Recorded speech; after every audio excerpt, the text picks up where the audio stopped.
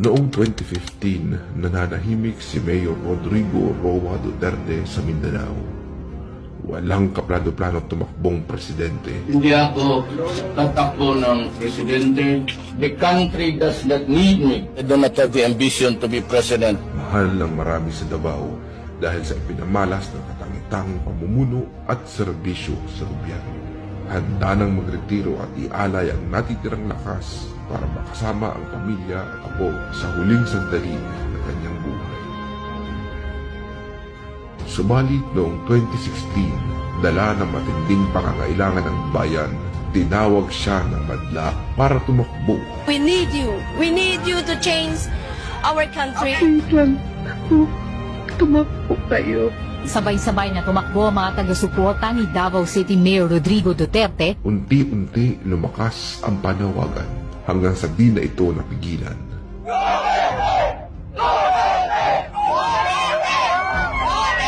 Sa kanyang pagtakbo, iilan ang kanyang ipinangako.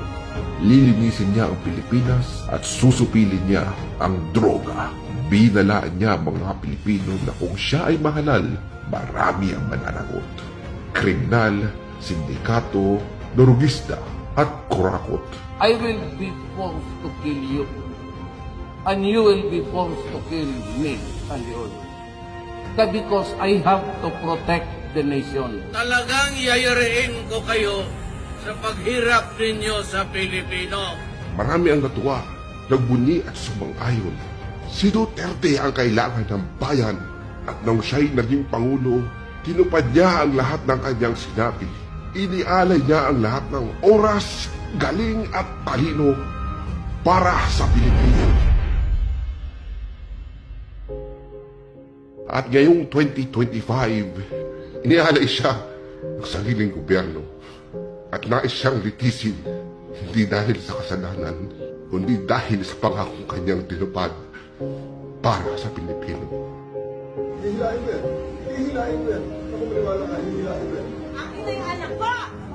Akin na yung anak ko. Rodrigo Roa Duterte. Si Pangulong Duterte ay hindi isang ordinaryong Pilipino o politiko. Siya ay dating presidente inihalal, mahal at suportado ng maraming Pilipino. Siya ang buhay na sagisag ng sambayanang Pilipino. Kung ang uusig sa kanya ay isang banyaga na walang alam sa sistema, pamumuhay, kultura at tunay na kalagayan ng